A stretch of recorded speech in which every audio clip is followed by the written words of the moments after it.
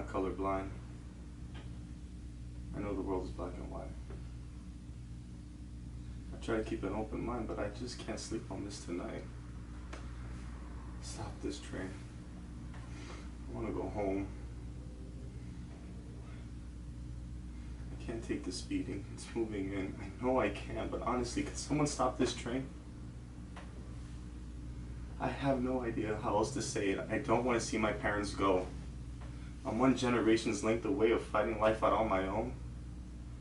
I'm scared of getting older. I'm only good at being young. So I play the numbers game to find a way to say that life has just begun.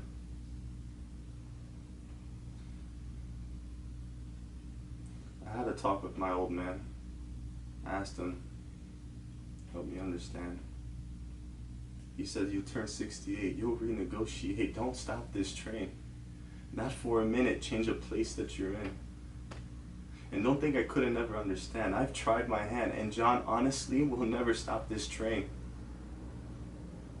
Once in a while, when it's good, it'll feel like it should. And when they all stick around and they're safe and sound and you don't miss a thing till you cry while you're driving in the dark singing, stop this train. I wanna get off and go home again.